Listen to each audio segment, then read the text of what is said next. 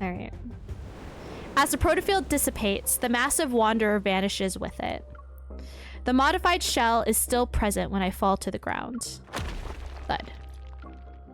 The arena's floor gives way because of the impact. Oh, I forgot I can move my chat over here. Nice. I plunge into the boundless darkness along with the debris.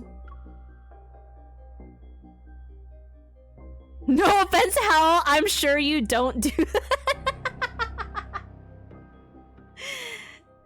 Hal's the exception. You're fine. My descent ends with a violent crash. Clouds of dust billow out around me. My entire body feels shattered. Waves of pain slam into me. My right arm, I can barely move it. Please don't be broken. Clutching my stiff right shoulder, I squeeze through the cracks of the broken shell. A beam of light streams down through the hole above. It illuminates my position and reveals I'm in the middle of a towering corridor. Where's Sylus? The floor was completely destroyed. I wonder if he also fell down.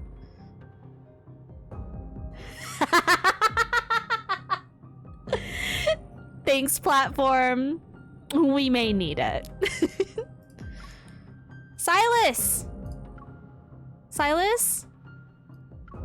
No response. I hope he's okay. Suddenly, I feel a faint tremor in my chest. I whip my head toward the end of the corridor. Its source is there. The vibration is soothing, and it gradually syncs with my heartbeat. My feet start moving on their own. It's as if someone is pulling invisible strings. I'm drawn toward the darkness and... Active life form detected. Verifying identity. Verification complete. Huh? Welcome back. 0. 0. The sudden system malfunction warps the announcement into eerie static. It echoes between the high walls of the corridor. Welcome back, Researcher Wesley. Welcome back, Researcher Dimitri. Dimitri?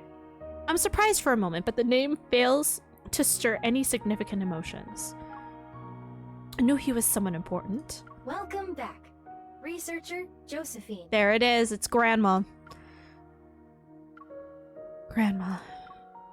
As each name is announced, the system's voice becomes gentler. The empty corridor is seemingly filled with the shadows of people walking through it once again. Congratulations on regaining consciousness. Subject 001. How are you feeling today? The voice is quiet as though it's waiting for my response. Grandma's documents also referred to me as a subject, and this system addressed me with the numerical designation 001. It's me, right? The following has been detected in the test subject's emotional state: confusion, weariness, and anxiety. Physical pain signals are also present. Subject 001. Do not be afraid. The nearest researcher is located in the observation room for demonstrations. You are currently 126 meters away. Please follow the guidance lights immediately to receive assistance. A pale blue light materializes on the floor. Arrows pulsate one after another and beckon me to venture deeper into the facility. As I walk, more passages branch off from both sides of the corridor. Deep Space Signal Analysis Lab, Cosmic Archaeology Archives, Genetic Extractions and Analysis Center. The Gaia Research Center's scope of scientific endeavors is far more extensive than I thought. I keep walking until I see Life in the Future, Backtracker. Xavier? Life from a higher plane of existence. Emissary of the divine. Life from the ancient ocean. Lemurian civilization. Raphael. Don't tell me Raphael is also... The labels point to different corridors, and each corridor houses a unique, specialized research team. Finally, I spot the sign of the Unicorn Research Team. It's pointing to the most prominent door at the end of the corridor. My heart pounds in my chest. The truth I've been waiting for is within reach, yet I'm hesitant. I'm suddenly afraid of facing my past. Maybe this is just a trap. But I've come too far to turn back now. I press my hand against the sensor in the center of the door. The resonance triggers a vibration. A blue light courses through the circuit. It illuminates the massive door that has been dormant for so long. The heavy metal doors slide open. A warm light pours in. I turn my head away and raise my hand to shield my eyes. What game are we playing today? In a dreamlike haze, I watch as a tiny girl runs past me and throws herself into the familiar embrace of the figure standing in the light. Grandma. I take half a step back and rub my eyes. The vision vanishes along with the warm light. Under the harsh blue LED lights, a figure stands behind the doorway. They slowly turn to face me. You! You're finally here.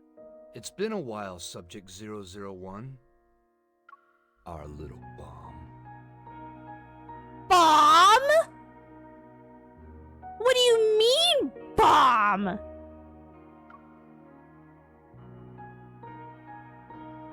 Bombshell, maybe? But a bomb? Bitch?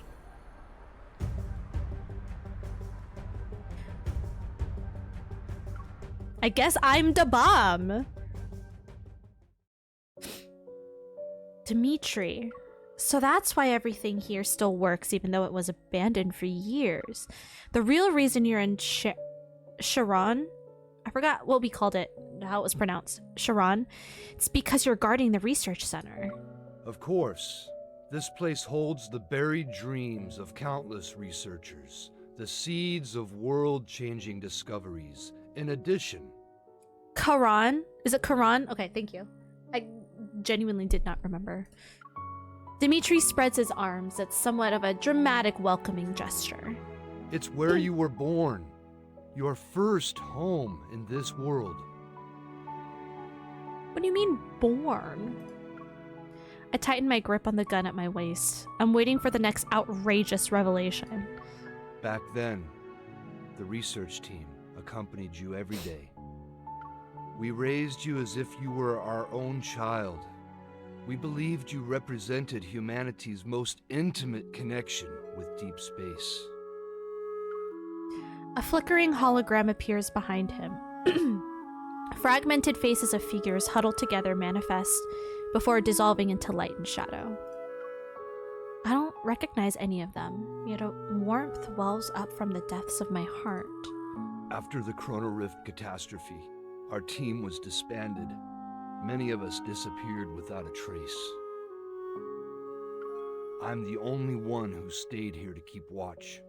I knew you would return one day. I've been waiting for you for a long time. You already knew who I was when you saw me at Quran. Why, of course. I can recognize our most precious treasure anywhere. Your power is unique, after all. He unconsciously moves half a step. Upon seeing me back away warily, his voice becomes even gentler. Don't be afraid, my child. I've been waiting for you this whole time.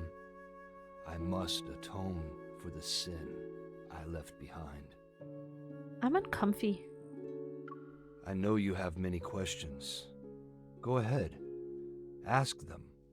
I'll tell you everything you want to know. Seeing the sincerity in his eyes, I hesitate. Should I ask him a question?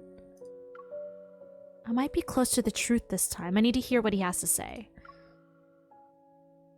You said I was born here. Why don't you tell me what happened back then? While not an ancient beginning, it was still sacred nonetheless.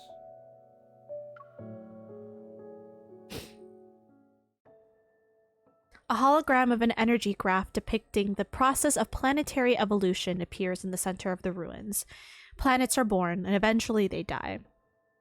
Then they're reborn, only to die again. Visibly moved, he stares at the floating data curves on the display.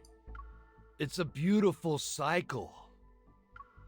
I asked about my origins, not humanity's. You don't have to start from when the Earth was formed. You think this is the life cycle of a planet? It's not. It's a representation of your life, your power. My bomb? Is he crazy? Yeah, probably. Go on.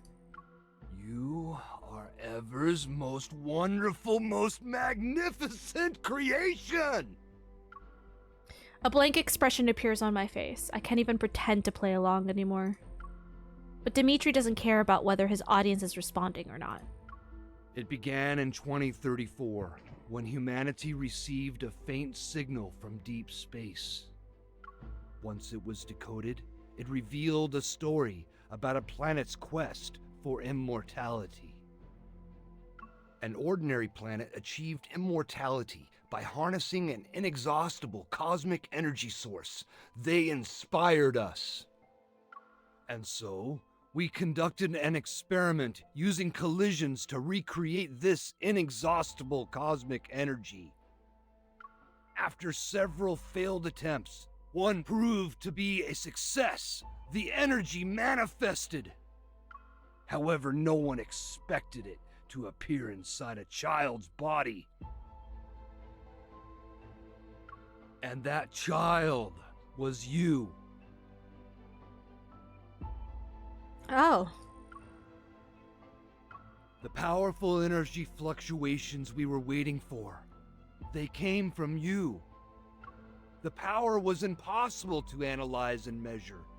It only grew stronger as time passed. It grew like a planet and reached its peak on day 27. Then it started to decay on day 36. On day 41, it disappeared completely, dead. Then it was followed by an explosion.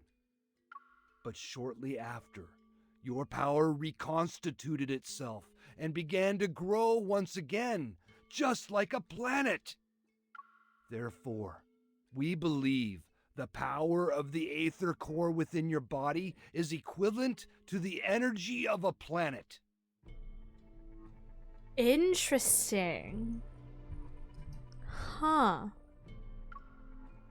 With growing intensity, his gaze gradually shifts from the hologram to me. It's as if he's seeking my confirmation.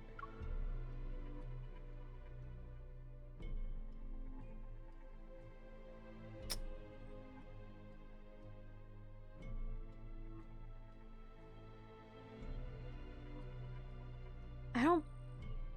Miss Jupiter booty over here, please. Also, hi, Abby. We will do a dance party after we finish this part. Thanks! I have it in pink as well. I was debating wearing the pink one, and I was like, you know what? Nah, we're gonna wear blue. I don't believe it. I break eye contact and take a few steps back to observe the moving hologram before me. I didn't come here to listen to the delusional manifesto of a loser. Nah, you tell him! Given your current mental state, do you really expect me to believe anything you're saying? Maintaining a calm expression, I push down my chaotic thoughts and steal a glance at Dimitri's fanatical expression. I don't think he's telling me the whole truth. Maybe I can make him reveal more information. Rather than believe I was created through collision experiments, I suspect you conducted those experiments on an innocent child. Before you deny it, you should answer my question first. Why would cosmic energy specifically take on a human form? Dimitri's outstretched arms are slowly lowered as a look of dejection appears on his face. I don't blame you for being skeptical. Even we who witnessed your birth firsthand were at a loss.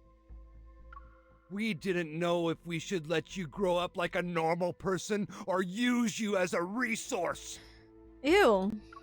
Would this immense power lead to catastrophe? There goes that caring facade. Took you long enough. Referring to this place as my first home and talking about a magnificent creation. In the end, it was about making a massive profit. Even in the ramblings of a madman, fragments of truth lie hidden beneath insanity. From his words, I can piece together whatever wanted to obtain via unicorn. They desired a new kind of energy that was far more powerful and plentiful than Earth's natural resources and protocore energy. Maybe that was when Ever set their sights on the ether core. You have no idea what kind of temptation lay before us back then. While Dimitri is engrossed in his fervent monologue, I keep an eye on his unstable state. I also use this as an opportunity to examine the laboratory. We had countless debates. The Chrono Rift catastrophe struck when we were in the middle of our endless back and forth. And then it happened. It will always be the most regrettable thing I've ever done. I can never make up for it in this life. What are you talking about? My career, my dreams, my colleagues. Those days we spent to achieve our goals. Something's wrong with him. My gaze quickly shifts to the control panel some distance away from Dimitri. I discreetly get ready to use my evol. It's over.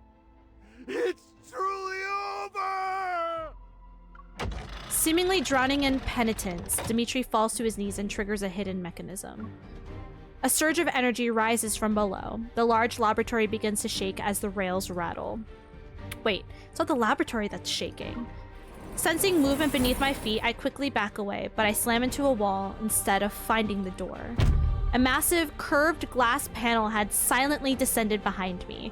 Its cold surface blocks my escape route. I've barely pulled out my gun when curved glass panels, previously suspended above and diagonally in front of me, descend.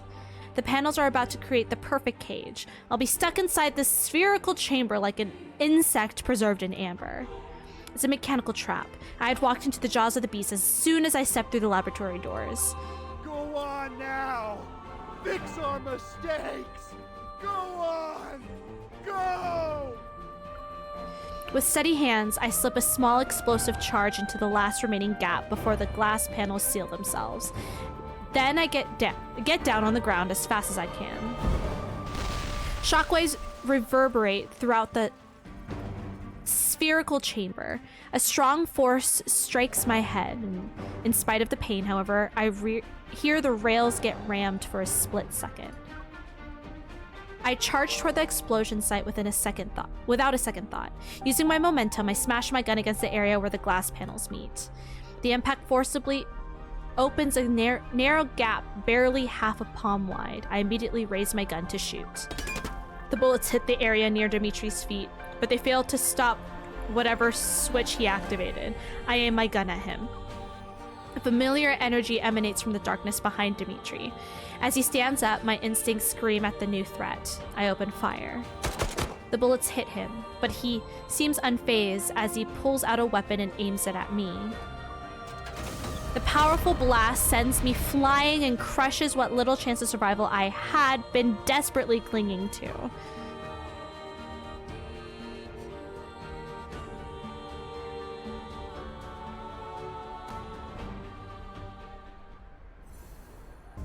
Okay. It's got intense. Where's Sylus?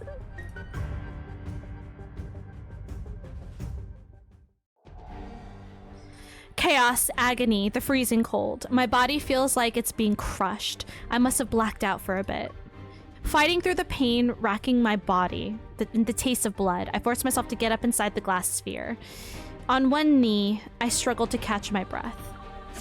Below me lies a metallic floor made from an unknown material, and above me looms an inverted glass chamber. The familiar sight triggers a flood of memories. This is the deep space collision chamber. I was imprisoned here before. Stop struggling, child.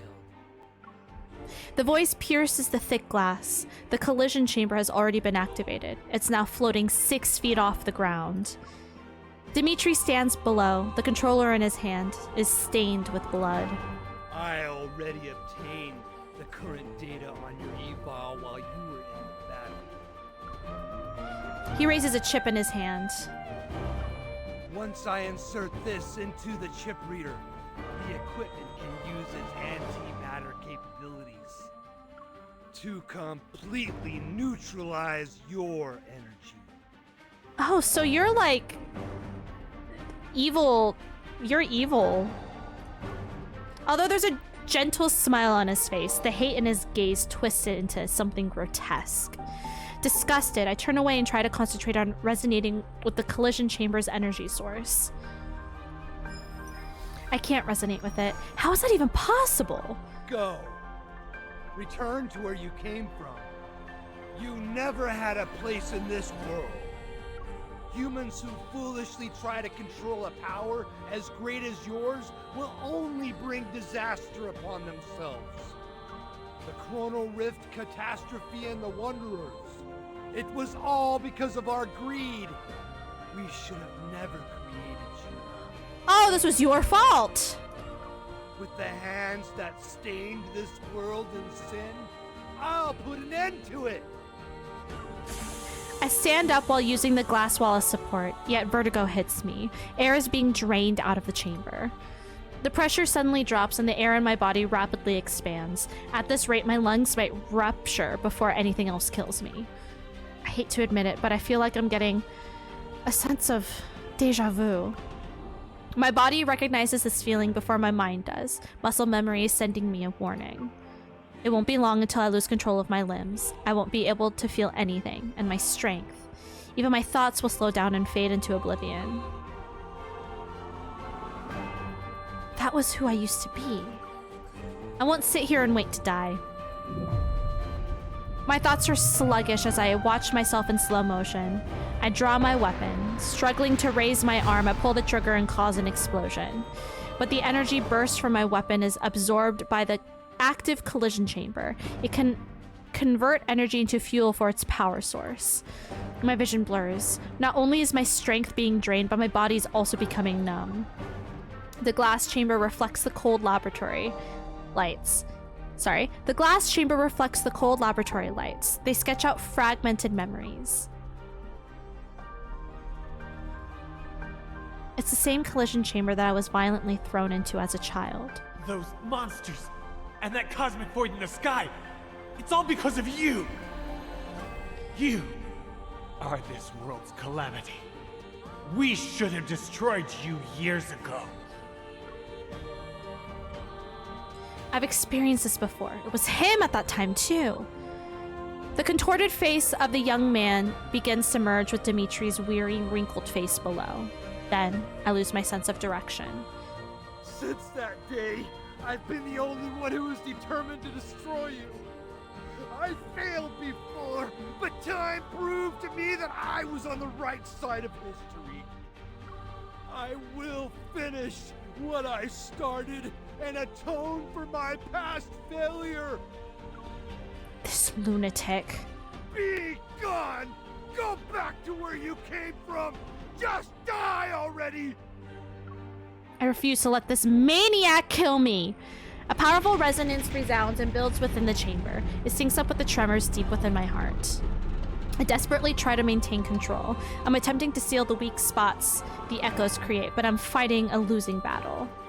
The resonance energy hums and shatters invisible chains. My consciousness breaks free from its physical cage, and my soul rapidly surges forth.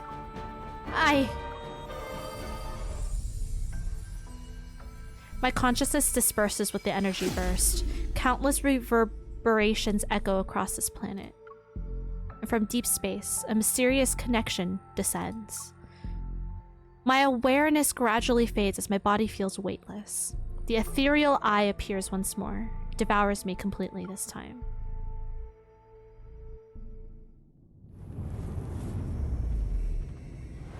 What am I? Ooh. In boundless darkness, I drift through the cosmos. It's like I'm part of it. I am the cosmos.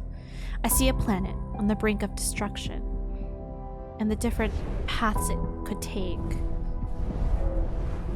Some explode like tiny fireworks before their life could begin. Others are further along in their journey. However, all of them perish. And at the end of their lives, each planet collapses inward. A tiny core takes its place.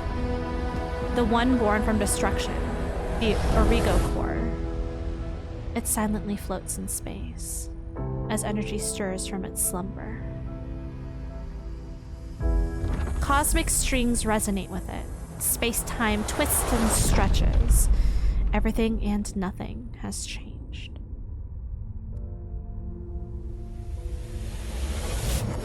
The Origo core descends upon a planet nearing collapse.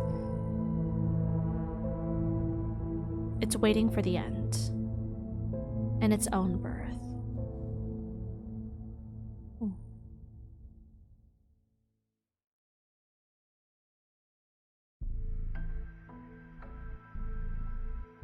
All the sensations in my body disappear as the scene before me gradually fades into darkness. Suddenly, I hear a strong heartbeat and feel a warm power flow through me. It's a fragment from another place and time, yet it brings a familiar presence. Everything that was lost has returned to me. At first, they're just blurry images reminiscent of scattered, flickering stars in my mind. But as time passes, these images start to become clear. They slowly come together and form a vivid, tangible scene. Complete with sounds, textures, temperatures, and even the faintest presence, they're real and full of life. Unfamiliar fragments connect into a single unbroken thread. Those past experiences, emotions, choices, and missions. Once again, they cross the barriers of time and space, carefully weaving themselves into the fabric of my existence. They become a part of me. Are we about to remember our past lives? Is that what this is? Because we knew Raphael in a past life. We knew Sylus in a past life. The past life where we knew Xavier, that past life is technically still alive, I think, in another timeline on another planet. If I'm remembering that correctly, I could be completely wrong. And I don't really remember Zayne's in particular. If there's a past life connection with him as well. Is that what's happening right now? Are we gonna start remembering all of that? Because that's crazy. If that's the case.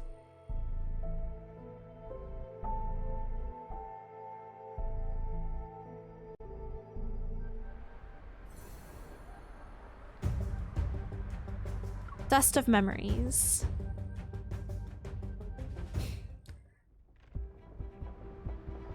Sylus! I suddenly break through the downpour of memories. My vision refocuses. That familiar black-red mist envelops the area. I'm shielded from the falling rocks and steel beams.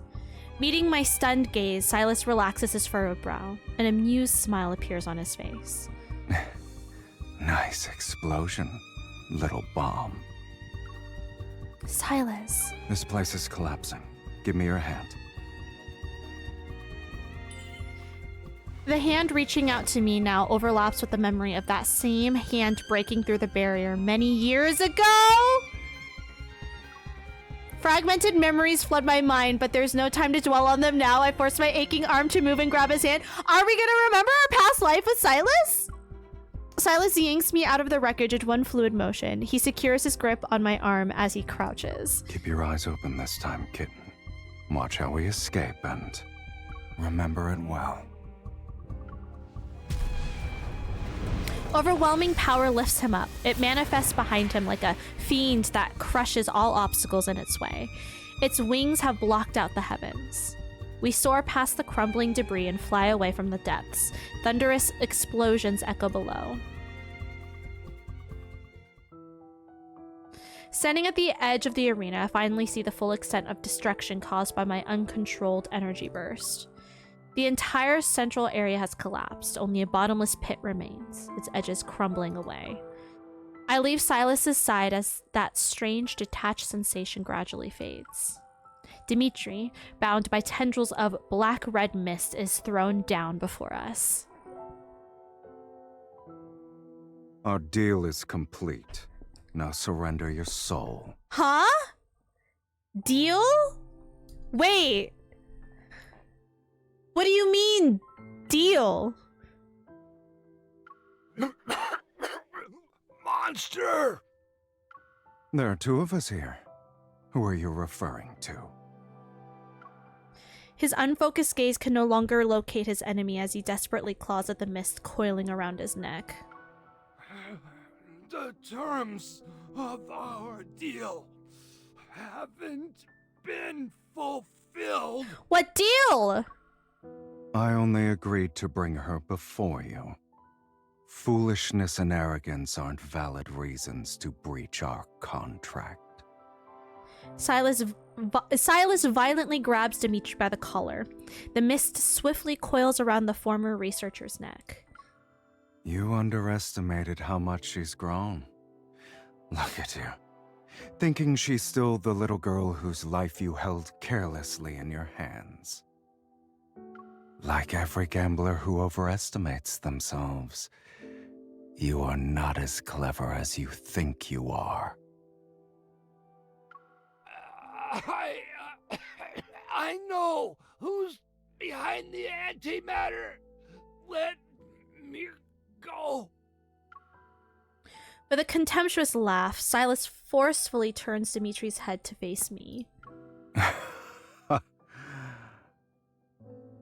Get a nice long look.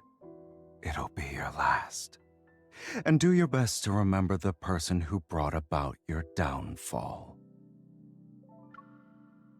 Die with a smile for us. All right?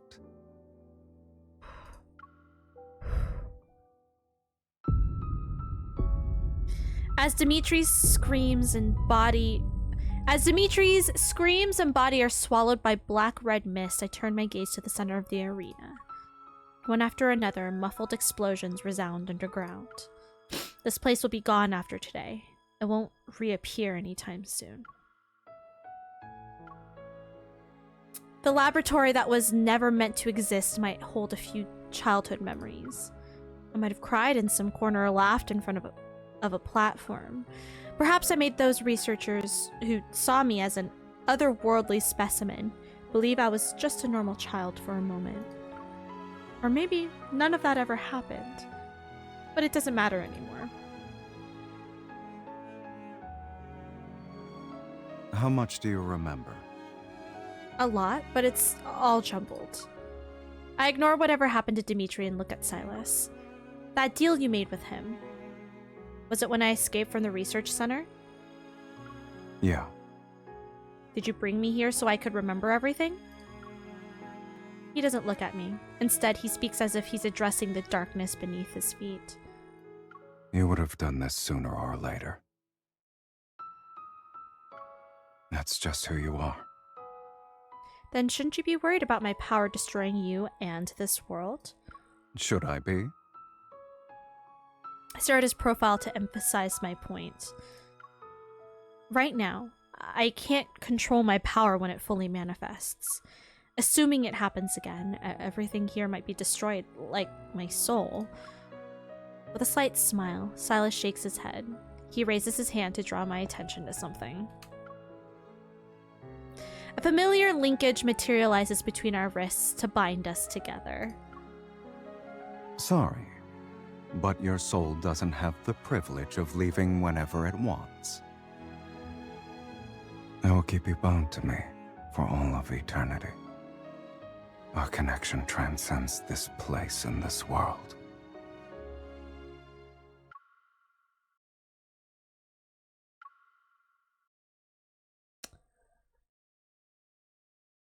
That was a lot. So, are you done looking around? I guess there's nothing else to see. Sylus nods and turns to leave. As his arm moves, the linkage forces our steps to be in perfect sync. We're done here. Let's go home.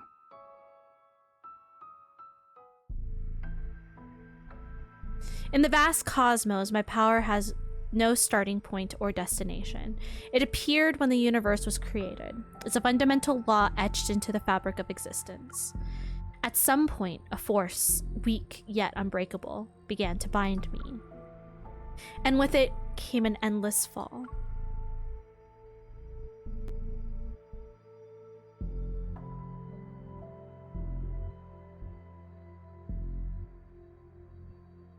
In a majestic arena floating among the nebulae. Nebulae? A boy and girl stand, soaked in blood. They're greeted by thunderous cheers.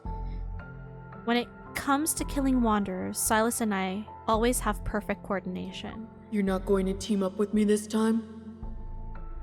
Wait! Was he also? Wait.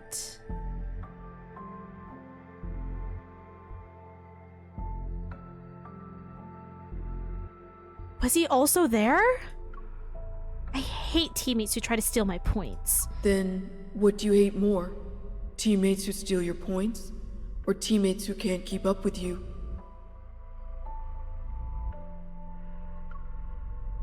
You're so annoying. If you steal my points again, I'm throwing you into Tartarus. Okay. See, unless this is from a past life and this isn't... Give me your hand. We're a team now. I'm not familiar with Sylus's myth, so I don't know if I'm just speaking out of my ass about that. Yeah.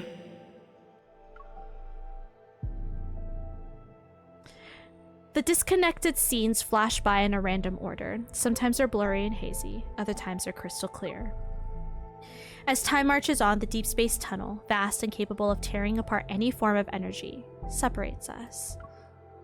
No, I don't want to know. The memories dissolve into my current reality. Images overlap. I recognize the figure before me, but now he's tall and imposing. He descends with his fierce pride. Below the sky, he materializes before me. In the destroyed laboratory, he silently stares at the collision chamber before smashing through its barrier with his fist.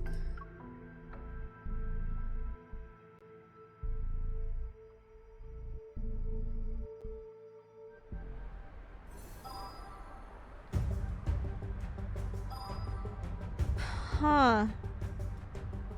That's actually really interesting that we have... It wasn't just... Okay, so like, it does make sense that Sylus was also an experiment, like us, given the ether core in his eye. So obviously something happened to him for that, right? Caleb was here too, wasn't he? He was also part of this. But apparently, so was Xavier and Raphael? Or something. Something about them too.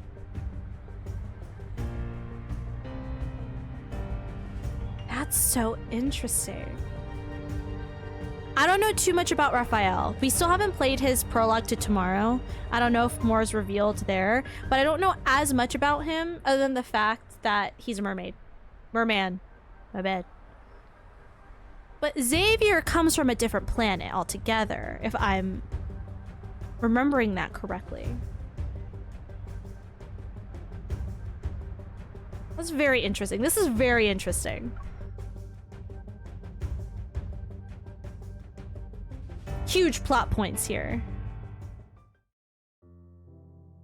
In the timeless Endnet 109 zone, I fall into a deep, dreamless slumber.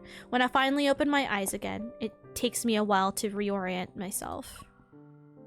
I stare at the intricate patterns on the ceiling for a long time before a single fact slowly dawns on me. I'm alive. As if a switch has been flipped, I finally become aware of my surroundings. Outside, the distant roar of gunfire and artillery resound while music plays nearby. Didn't the Zion hunt end? There's Mephisto. Mephi? What are you? Mephi? We have a nickname for him now? I sit up and look around. Mephisto is perched on the bedside table. He bobs his head under Sylus's finger like a chick pecking at grain. Why are you here? Shouldn't you be asking that to the person who carelessly fell asleep? Oh. I raise my hand, but don't see the familiar linkage. Massaging my temples, I realize my distant memories have started to blur with reality. How long was I out? Don't tell me it's been 4 or 5 days. You would have starved to death in that case. Sylus is lounging in a small armchair next to the bed. He's looking out the window. Several gemstones, 3 wine glasses, and a marker are scattered across the nearby side cabinet, small table, and floor. It's morning. And more importantly, it's been 3 days since the Zoian hunt ended. Overtime is almost over. A terrifying explosion resounds in the distance. Seconds later, the windows rattle from the shockwave. The arena is in ruins. Why would anyone still fight to be its owner? For certain people, that place still has important stuff. And with Dimitri out of the way, their battle will be more ruthless. Sylus's gaze is still focused on what's happening outside. His hair swaying because of the shockwaves. He maintains an aloof attitude. Curious about what he's looking at, I get out of bed and approach the window, but I can't even make it there before settling into the small armchair. I nudge Sylus so he can make room. What's going on? My whole body feels weak. It's like I've been thrown into space and had to orbit Earth 3 times. You didn't hit me while I was asleep, right? Between the two of us, you'd be the one to do that. Fair. Did I hit you while I was sleeping? Sylus holds up 2 fingers and glances at my right hand. Twice. I had no idea. I was dreaming the entire time. Maybe I got too excited. Sylus finally turns to face me. He gently takes my wrist and gives it a light shake. Are you well rested now? More or less. Let's go then. Mephisto takes this chance to sneak away, snatch an empty wine glass, and fly out the window. My bad. Not Mephisto taking a whole bottle, just the glass. Sylus stands and stretches before picking me up. Time to eat. Get closer, you're not inside my entire being yet. It isn't until Sylus makes me sit at the dining table that I realize just how hungry I am. I devour everything in sight until I'm stuffed. Strength gradually returns to my weary limbs, and I start to feel clear-headed. I slowly finish the last of my juice, then I carefully nudge Sylus's leg under the table to let him know I have a question. I see you're disregarding table manners, kitten. I was worse during our first meal together. Isn't it a little late to start worrying about etiquette? Something cries out near the window. Mephisto, who has been absent during the meal, taps on the glass and squeezes through the gap. He drops a dark-colored object into my hands.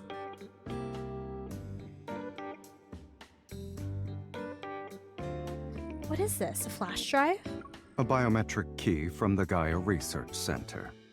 I tighten my grip on it. Then what are those people really fighting over?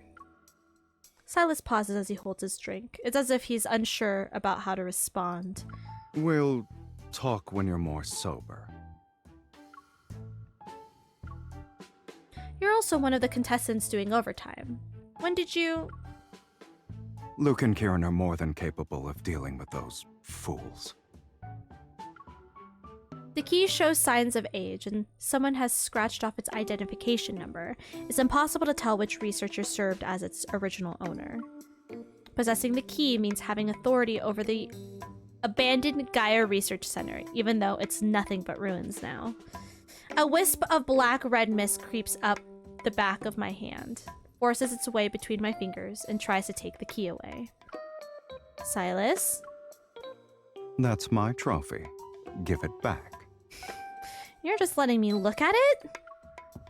Sylus stretches his long legs to push his chair. He leans back against it as he uses his index finger to guide the mist. It's still pulling on the key.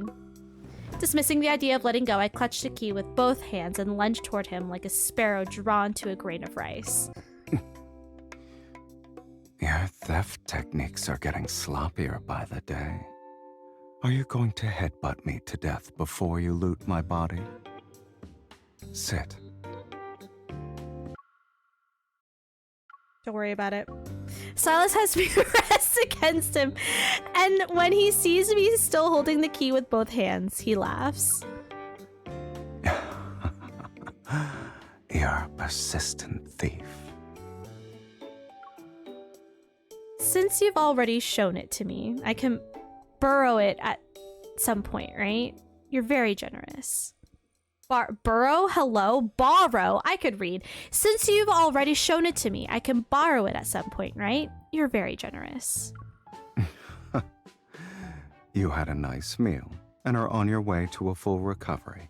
Yet the first thing you do is come up with a plan to steal my stuff. I'm not doing that. He's not insisting on taking the key back, so I secretly breathe a sigh of relief and change the subject. I've decided to talk about my more recent dreams. I wanted to ask you something ever since I woke up, but you kept steering the conversation in another direction. I saw us fighting wanderers in some kind of interstellar arena. Do you know anything about that? What else did you see? My gaze drifts from my hands to his shoulder and then to the light, reflecting from the wine, dancing on the wall. I continue in a softer voice. We fought countless wanderers and monsters that look like modified humans. Then we were the only ones left in the arena.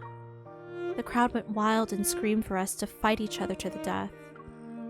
It doesn't matter where you are in the cosmos. Every gladiatorial arena created by intelligent life abides by the same rule. There can only be one victor. So...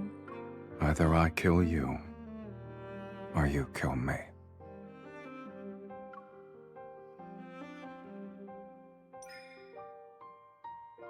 I sit up straight and touch the corner of his eye. I'm searching for that hidden color in his right eye. But when we faced each other, you didn't attack. Instead, you took my hand and asked if I wanted to escape together. That nebula was more chaotic than an abyss. I didn't see how it ended. Did we manage to escape? What do you think? He brings his empty wine glass closer and presses its cool surface against my forehead. If we hadn't, then who exactly are you looking at right now? We're pretty special, huh? Speaking of which, you never doubted yourself, or worried about my capabilities for that matter. Then you went through all hell and back, barely escaped with your life, and arrived in the N109 zone before it fell? More or less. Have you ever considered that me landing in the N109 zone wasn't a coincidence? It's because of the Gaia Research Center? Sylus remains nonchalant. I found some documents in the corridor of the old facility. The Unicorn Research Team, or rather the Gaia Research Team as a whole, was attempting to establish contact with deep space. The Unicorn researchers wanted to recreate a powerful cosmic energy source, which exists within me as an ether core. Do you believe what Dimitri said?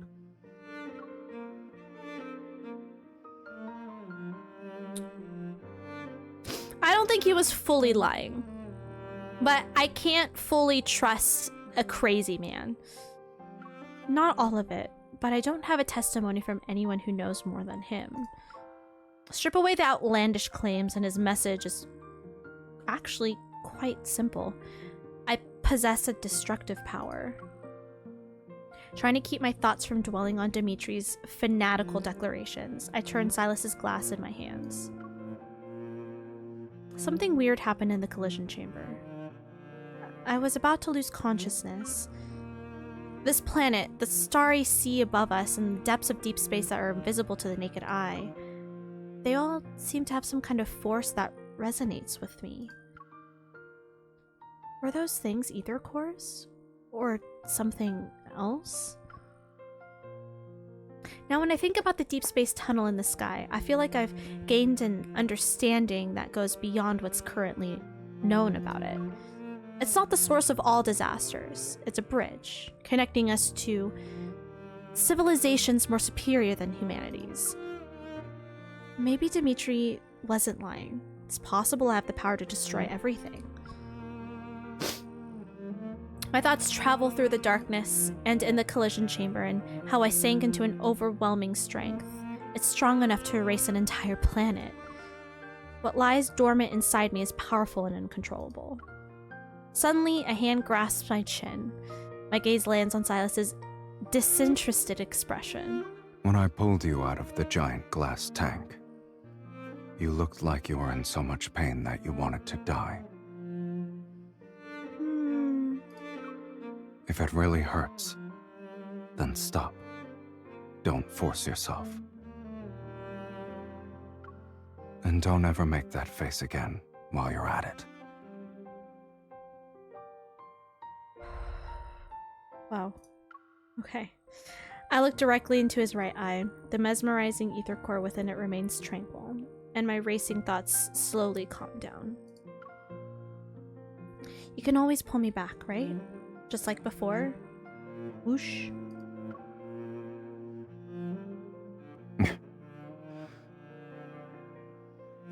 Are you mad? I didn't do anything. As I look up at him expectantly, Sylus stays silent for a moment. Then he appears interested. Grabbing my hand, he leads me outside.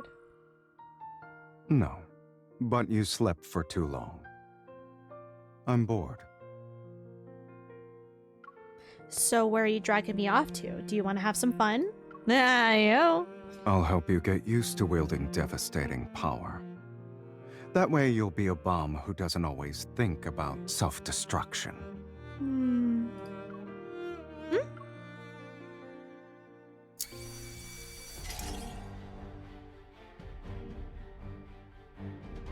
We enter a familiar, dimly lit room. Sylus helps me into the egg-shaped gaming pod. Stop. He puts a hologram helmet over my head. As the pod slowly closes, my body tenses. Sylus taps on the glass. Although I can't hear anything outside, I read his lips. Now come, conquer everything in your path, starting with me. Ayo. Ayo. Jadis, that's also exactly what I'm thinking. Okay. We're about to have a battle.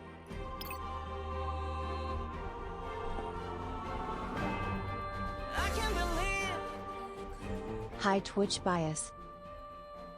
Hi, Danny.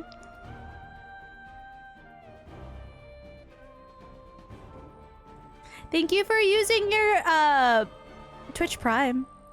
I appreciate you. How you be? Before I even looked, I'll treat it as a warm-up. I have my chat on this screen. Are you prepared? Take this. It's time to serve the main course. There's plenty to go around. Don't rush in carelessly. Damn it. You won't escape. And the floor, and the wall. Just write a whole list of places where we could have fun with Sylus. We're locked on you. Our stairs hurt. Take this. It's time to serve the main course. There's Yeah, plenty I to could go see around. that. That makes I sense. like a difficult fight. Cleaning for a party tomorrow? Ooh, what kind of party? Bring it on. I'll show you. Sylus. It can't escape. We're halfway there. It won't take long. Take this!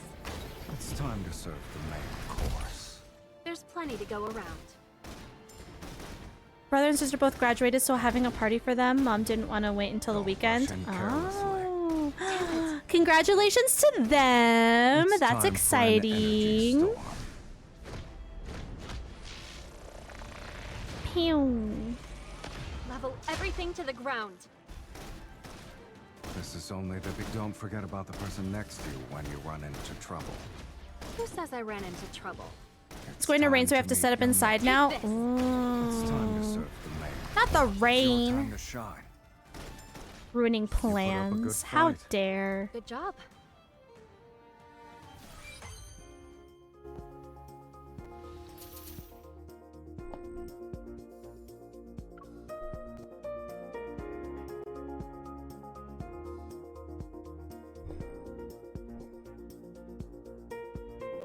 I might not even get to grill. Boo! No. When the snow falls. Okay. After matching wits with Sylus for 47 rounds, my heavy eyelids forced me to be the one to call it quits first. I slept so deeply that when I woke up, I found myself in my own bed. I had been moved there and didn't even stir once. Was I really that exhausted? Or do I trust him too much?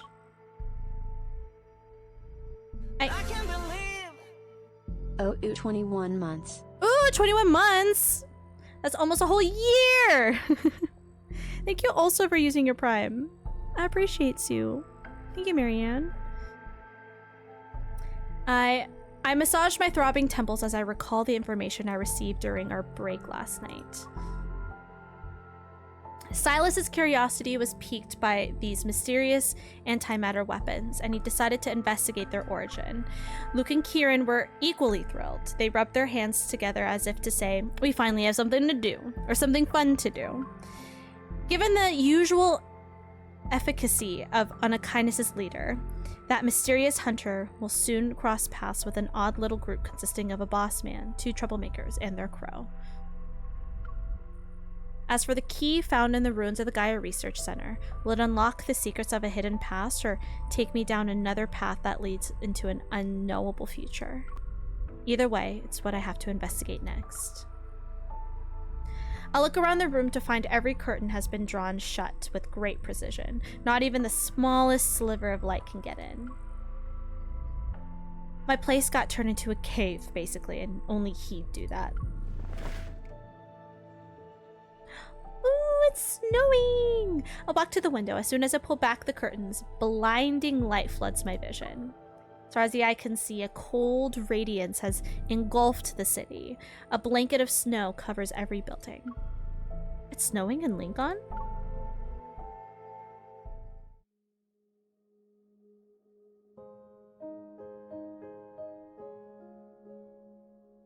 For a while, I've been investigating my past and uncovering ever secrets. And now this ever-changing, precarious world seems to face an unprecedented crisis. Protofield disturbances, climate anomalies. Oh, is it not supposed to be this cold? Some say Earth's climate system has broken down, and a disaster comparable to the Corona Rift catastrophe is imminent. Ah, global warming. Interesting. Others claim Earth is on the verge of collapse.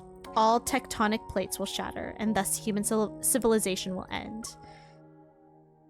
Yet, among all these discussions about the end of the world, Earth's collapse, and civilization's downfall, what actually descends upon Lincoln City is a silent snowfall that transforms the city into a pure white expanse overnight.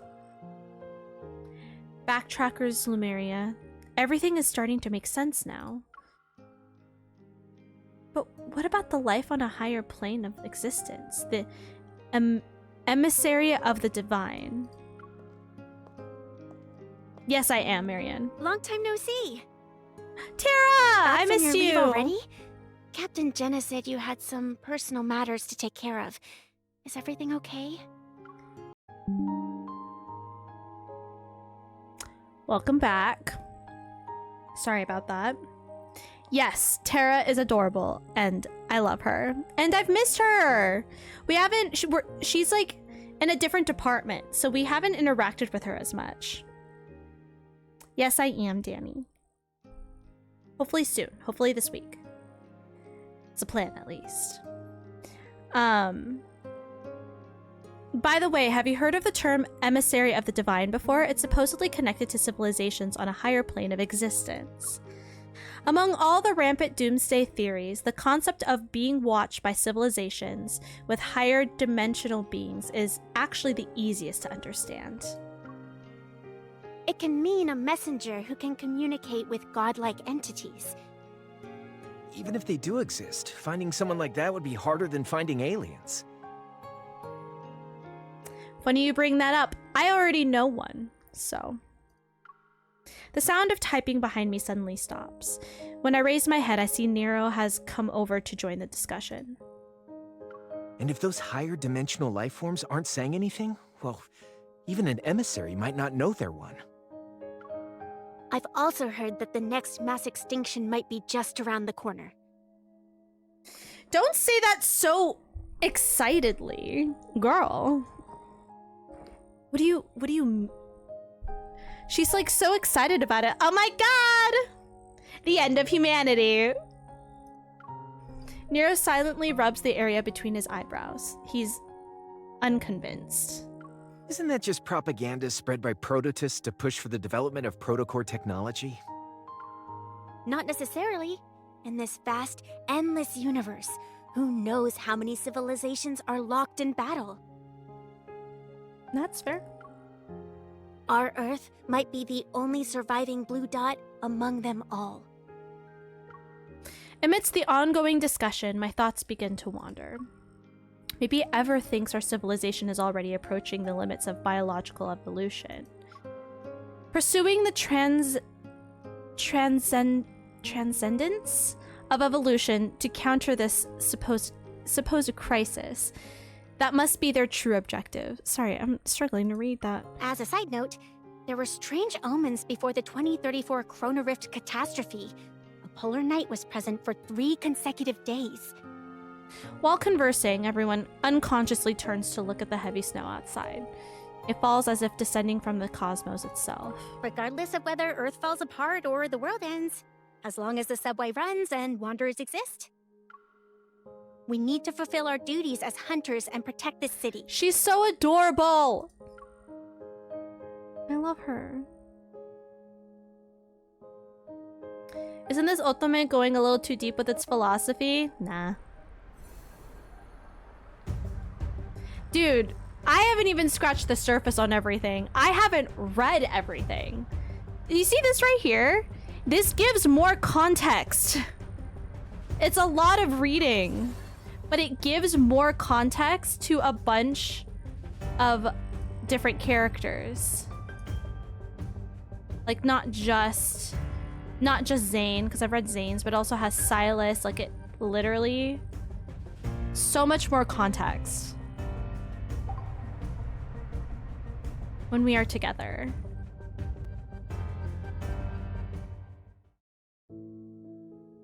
It's 5 p.m. and a lecture titled Life's Boundaries is underway in Lincoln University's largest lecture hall.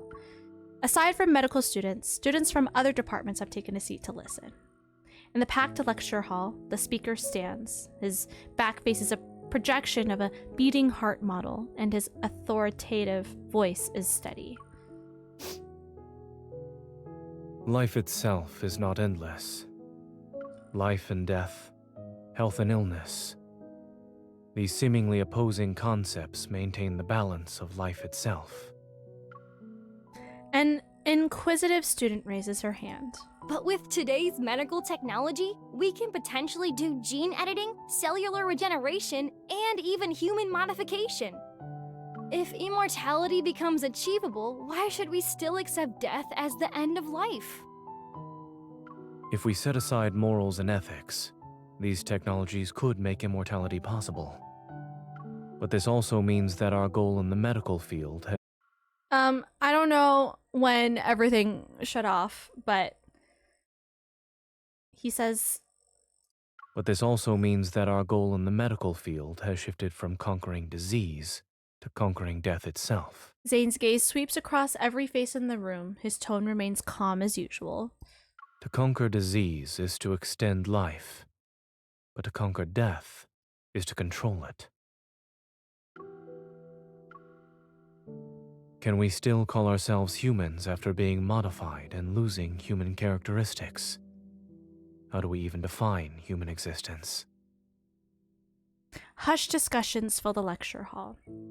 Zayne looks toward the back as someone quietly opens a door. A familiar figure appears. She quickly slips into the back row, her coat leaving a trail of melted snow on the floor. Quickly shifts his gaze and continues with his previous point. Life can be extended, but the cycle of life and death should not be controlled.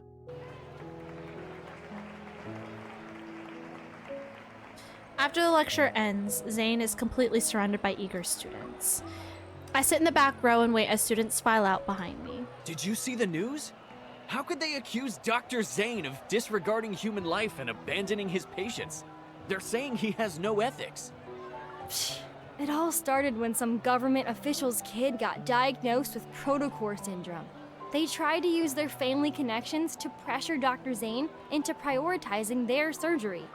But he refused and went to treat another patient who needed more urgent treatment. Oh, so that's why they're spreading all those nasty rumors about Dr. Zayne online. What a piece of work. As the students' conversation fades into the distance, I stop eavesdropping and nod in quiet agreement. Spotting a few reporters approaching the lecture hall, I catch Zayne's eye and wave. I silently mouth the sentence.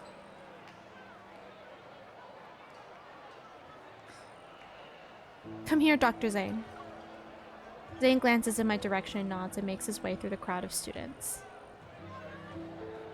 LOL, the way he says doctor reminds me of that video, Dr. Tran? I don't know if I know what you're talking about. No, Zayne is his first name.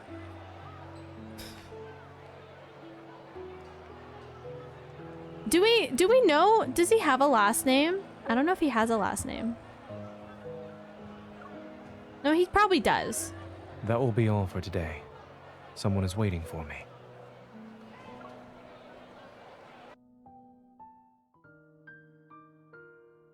After helping Zayne dodge the reporters, we leave the university and stroll through the snow-covered streets bathed in evening's golden light. Lee. Ah. You're good at making complex topics clear and accessible, Dr. Zayne. If I were a few years younger, I'd sneak into your lectures every day. Really? What was the second key point from the third section?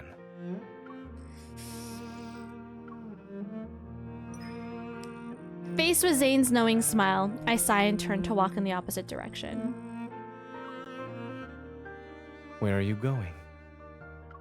I need to find a time machine so I can hear your brilliant lecture from start to finish. 3, 2... Before I can finish my silent countdown, he grabs my hand. Come back. Cute. I only saw you arrive near the end of the lecture. The time machine must have not been invented yet.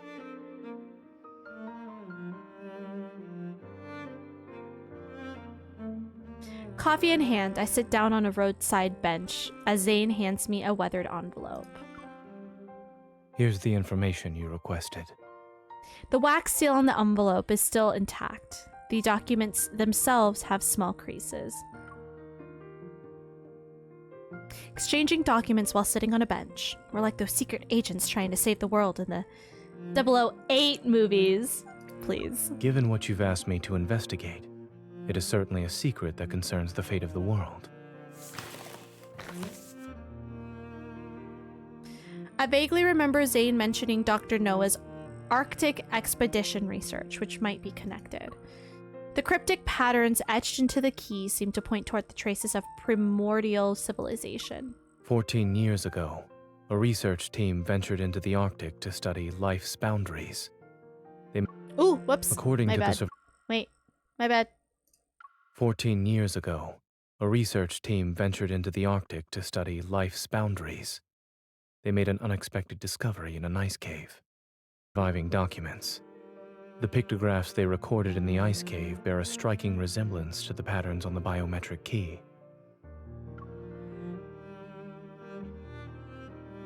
Some members of the expedition team mysteriously disappeared.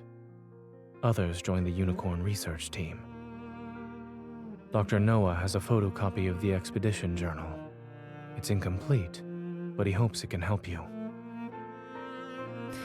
Signals from deep space, the ether core, the key. The clues form an intricate web in the darkness. It stretches across the boundaries of time and space. Almost unnoticeable, each strand is being woven into place. They're waiting for that singular moment when everything is taut. Please thank Dr. Noah for me. How is he doing? What about Pi and the others? He and the animals are doing well. You remembered to ask about the animals, but have you forgotten something? Huh? Dawns on me. Do you need special attention too? Do I look invincible to you? Please! Thinking about how rare our meetings and calls have been lately, I feel a twinge of guilt. So how has Zayne been how has Zayne been lately? Have you been sleeping well? Do you still have nightmares? I'm doing well. For some reason, my words elicit a soft chuckle from Zayne. You've already made time to pick me up after class. And since I'm on my way to work, why don't you walk with me? You can do it as you head back to the Hunters Association.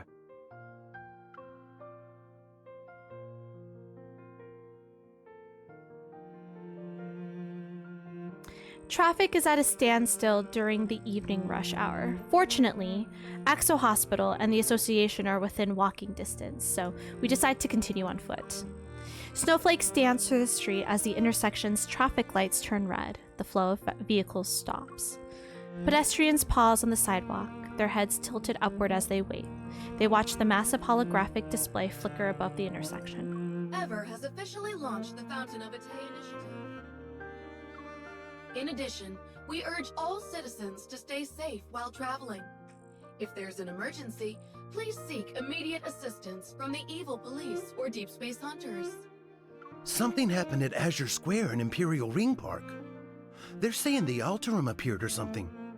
No wonder the news keeps telling us to be careful lately. Having wanderers around was bad enough. Now we have to deal with the Alterum too. With one disaster after another in this godforsaken world, maybe it should just end already. Can't help but stifle a laugh. As the light turns green, traffic and pedestrians starts moving again. And for our final story, a medical controversy surrounding Protocore syndrome has drawn widespread public attention. Are doctors healing or killing? And the future of Protocore syndrome. These sensational headlines drift past my ears in quick succession. Despite being at the center of this media storm, Zayne doesn't even glance at the screen.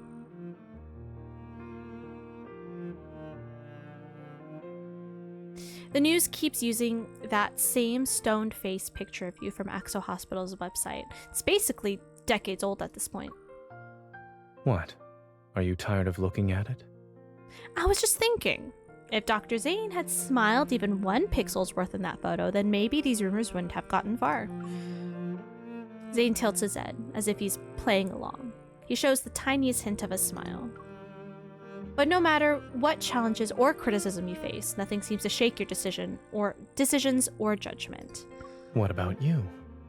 Although you're not saying anything, I can tell something is on your mind. If it's a long story, well, this path might be short, but we can always turn around and walk some more. Nothing ever escapes his notice, huh? After hesitating for a moment, I tell him about what happened to me in the N109 zone. Those monsters and that cosmic void in the sky, it's all because of you! You are this world's calamity. We should have destroyed you years ago.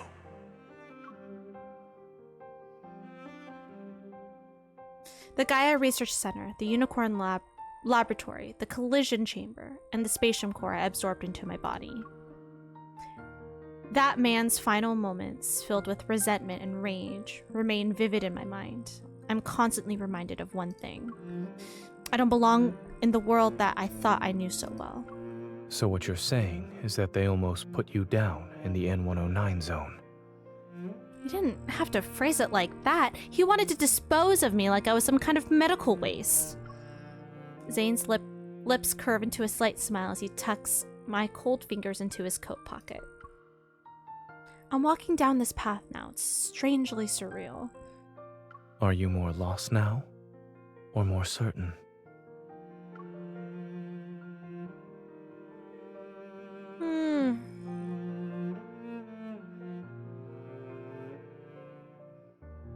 Well, my very existence feels too strange. It's almost unreal.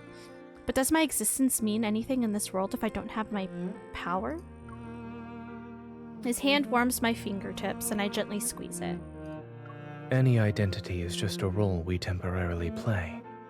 It doesn't encapsulate the meaning of one's existence. Even without the identity and responsibilities they assign to you, you've been living just fine. What if I end up destroying this world one day? Give me a heads up before you do. I'll make sure to use up all my vacation days first. Okay, jokester. All right. The last intersection, our brief walk quickly comes to an end amidst a crowd. After we cross the street, we'll return to our work and face the challenges that life has in store for us. A wave of sadness washes over me because we have to say goodbye already. I force myself to smile. Let's do our best, Zayne. Wait. Just as I take my hand away from his, he catches it again. Then he pulls me closer, and I'm almost completely enveloped in his coat. Looking down, I notice he's carrying his laptop bag and a simple, understated gift bag. He takes out a scarf from it. The soft fabric gives off a gentle, warm glow under the streetlight. Today's not even a holiday. Why do you have a gift for me? I didn't have a good excuse. But after hearing about your rather fascinating origin story... He slightly leans down and carefully wraps the scarf around my shoulders. Let's call it a celebration of your arrival in this world.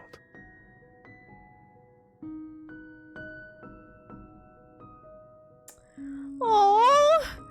A mix of uncertain emotions wells up inside me. They gradually melt away with the warmth of his touch. Did you find time in your busy schedule to knit this scarf, Dr. Zayne? I picked it out. Is it not sincere enough? He raises his hand to smooth my disheveled hair. The snowflakes that land on his forehead slowly melt away. Whether it's ever or something else, the path you've chosen will be full of challenges. You'll encounter many people with ill intentions. But more importantly, you must be confident about your own choices. There are certain things that you can never take back. In the vast expanse of snow, neither of us takes a step forward. Then my first correct choice for today must have been seeing you. Thank you for choosing me.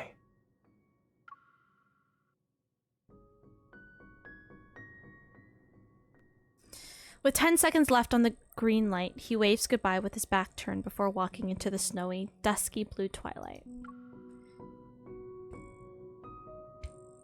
I watch his figure disappear into the distance before tightening my grip on the documents that stick out like a sore thumb. Looking around the bustling intersection, I'm surrounded by a constant flood of noise and information. It seems every sound and flash of a screen pushes people toward their next split-second decision. With this key, I might finally unlock the secrets from 14 years ago. They all involve the Ether Core, or rather, my own secret. I take a deep breath and turn toward the street that will lead me to the association.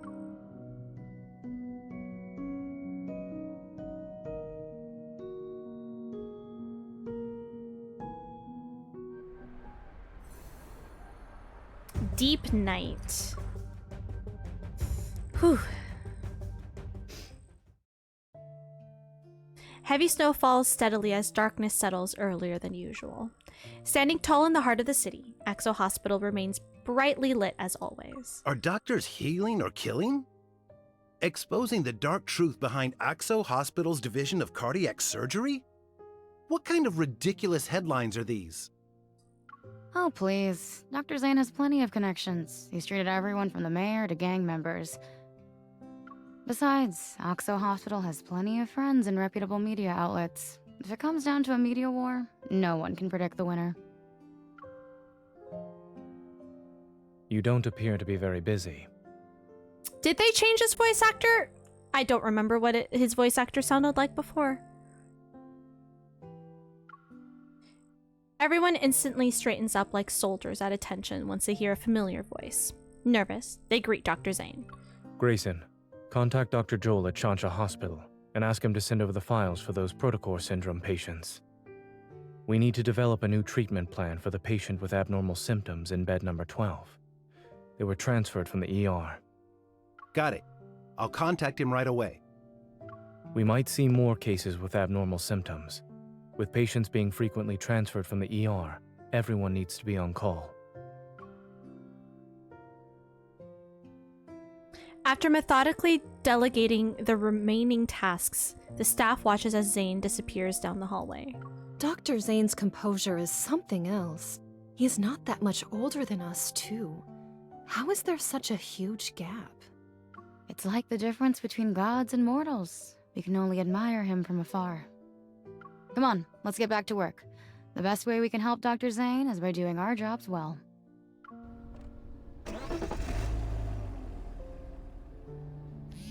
At 2:30 a.m., Zayne gets into his car after finishing his work. A notification pops up on his phone. The hospital director approved his application for the medical research project. His phone rings. Zayne glances at the screen. It's Dr. Noah. Zachary just called. He said you want to join the Fountain of Atay research project? Yes. This isn't surprising to Zayne. He can already imagine the two Axo Hospital higher-ups discussing the matter. Thank you for convincing the director, Dr. Noah. When are you leaving? Tomorrow. You decided to do this after returning from Mount Eternal? Silence fills the air in response, but the answer is already clear. You make decisions surprisingly fast whenever it involves that incident. I can't tell if the past is a chain that binds you, or a force that drives you. Zayne lowers his gaze, his expression remaining perfectly unfazed. Not a single hint of emotion appears. Perhaps it's both. You're still young. You're not alone in this world. Don't try to shoulder everything by yourself. Before hanging up, Dr. Noah purposefully lets out another exaggerated sigh. Zayne lowers his phone, its light slowly becoming dim in the heavy darkness of the night. With so many people behind me, I should be the one walking ahead, yes?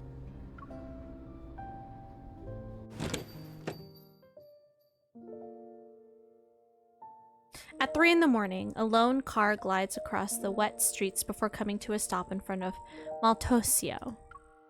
The store employee has just flipped the sign to close, but when they turn around, their final customer of the day greets them.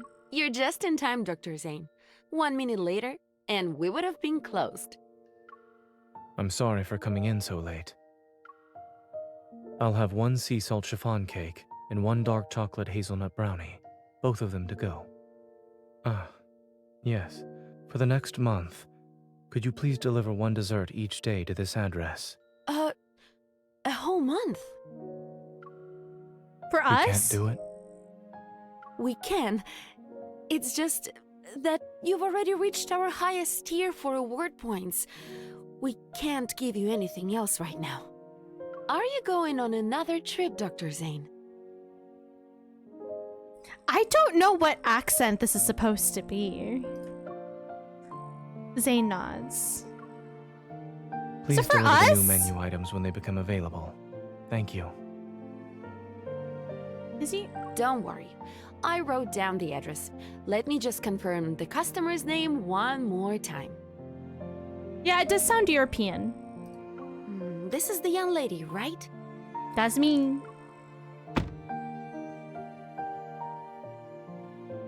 As he places the desserts on the passenger seat, he notices the snow has already accumulated. It's about an inch deep on the road. The car radio broadcasts tomorrow's weather report. Overcast skies with heavy snow again. Experts have yet to determine the cause of these unusual weather patterns. Zayne lowers his head upon his recent contacts and carefully writes a message about his departure. As he imagines her reaction, he's embraced in a reverie, his features softening with a gentle tenderness. After sending the message, he opens the notes on his phone. The most recent entry was made at 4 a.m. the day before yesterday.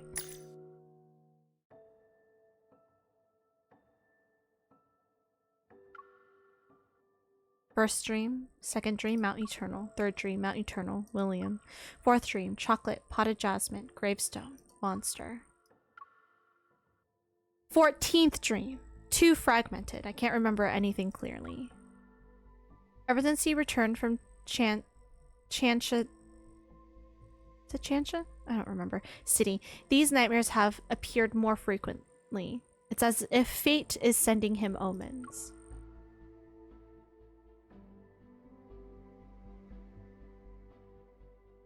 We had some frame drops, but we should still be good.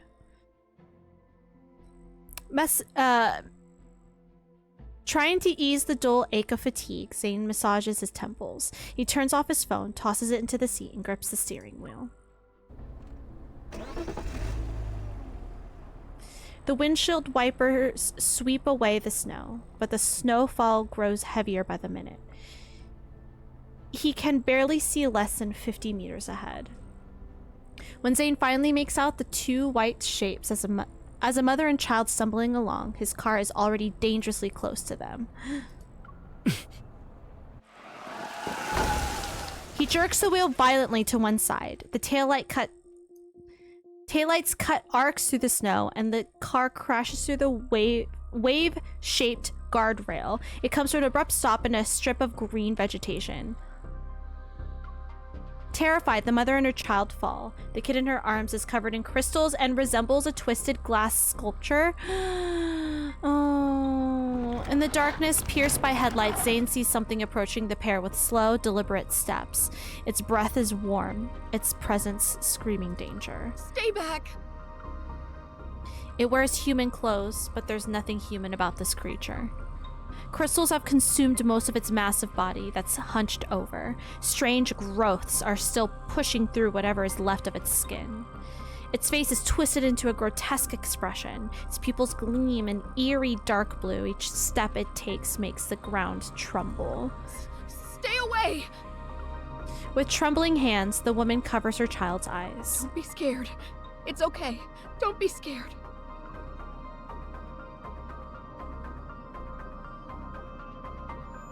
Inside the car, Zayne's nerves suddenly tense as the ringing in his ears, which had subsided, violently returns. Sharp spikes grow from ice materializing in his hand. Zayne raises his arm and aims the icy thorns at the monster. The colors of the night silently encroach into this power. Ah!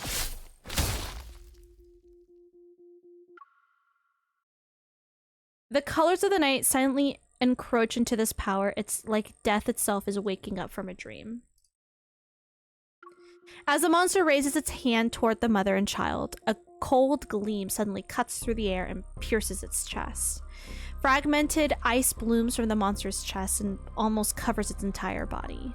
The woman looks up in shock to see a figure step out from the car. Moonlight illuminates his cold, almost mechanical gaze. As the monster lunges forward, a thin blade of ice instantly materializes in his palm. Sleek like the wind and emanating deadly frost, it flies toward the monster's body in the blink of an eye. Mommy! It's okay. Someone's here to help us. Just hold on a little longer. Stay awake. Promise me. Amidst the shattering of ice crystals, everything seems to freeze in time. The monster falls to the ground and snow flies everywhere, obscuring all visibility. A white mist appears. A violent gust of wind howls and sends ice crystals toward the motionless woman. Still dazed from the recent brush with death, she stares ahead. From the blizzard, footsteps approach. Each step echoes and is like the ticking of a countdown. Please, save my son. He hasn't turned into a monster yet. He won't become one of them.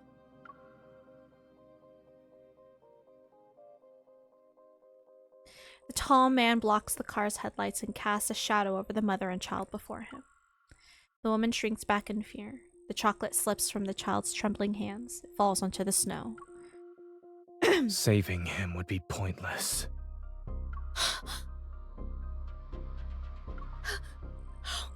How dare you! Ignoring her anger, Zayne bends down to pick up the chocolate and holds it out to her. Ice crystals fall from his...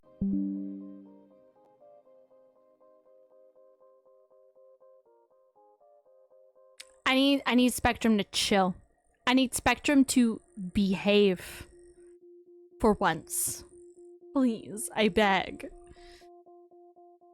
Heart-wrenching sobs slice the darkness as clouds once again obscure the moon. Zayne's silhouette quickly dissolves into the snowy night.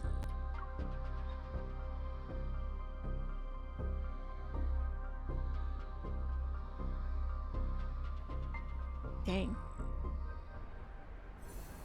Alright, we got our challenges. See, now's the time when Spectrum can go out, because all we're doing is the battles.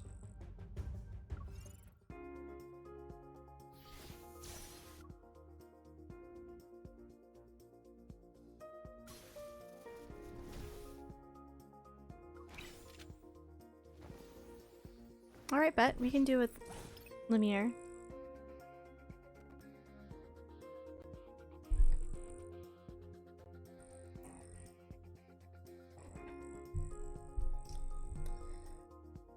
Well, isn't this the end of the chapter? They always end with these. I wish I could skip them. But we gotta do them. But I'm gonna get diamonds, so at least there's that. Gotta save up for this fucking Xavier banner and for Caleb's birthday. Even the darkest of nights will come to an end. Again? I need your help. Leave it to me. End it. Lumiere, do you copy? And also, Marianne, I think you asked earlier, I am trying to finish everything Go tonight. back to the pit you came from. I need your That do be the goal. Leave it to me. Step back. You aren't so bad yourself. Crisis averted. Lumiere really is the best. Oh yeah, Lumiere's great. I love him. He's so powerful. I have him leveled up like a lot too. So there's also that. I'm not gonna switch screens. We're just gonna deal with this. I'm too lazy to switch screens.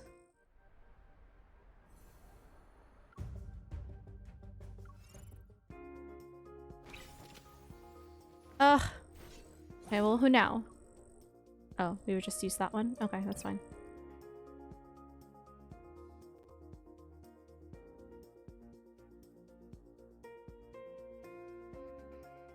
This is why I have to watch people play. I just know if I get it, game over for me. That's so valid. I do not blame you for that.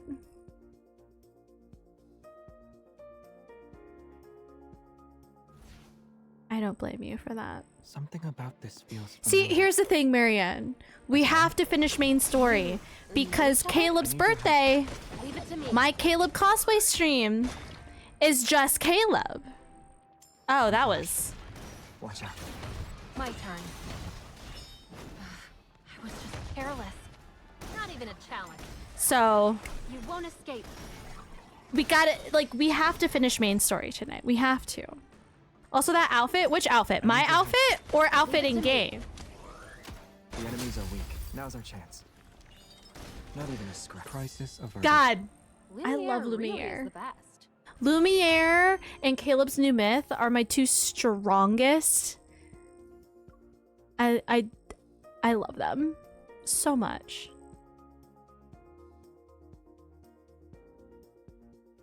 Good luck. It's long. That's what she said. Anyways. I can't see yours. I'm wearing shorts. This is the best I can give you. I think... Do I have... I might have also already unlocked Lumiere's myth as well. Thanks! I have it in pink as well.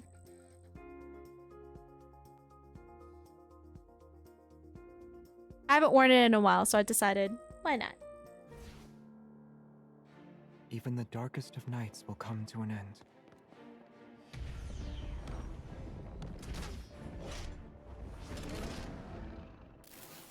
Rawr. Let's hurry. I need your help. Leave it to me. Rawr. Bring it Rawr. on. Can I get a little bit of help here? Coming. Go back to the pit you came from. Keep up the momentum. Buying the same thing in multiple colors? Yes! If you like something so much, and get it in multiple colors, as you should. That was so quick. The air really is the best. That was kind of insane.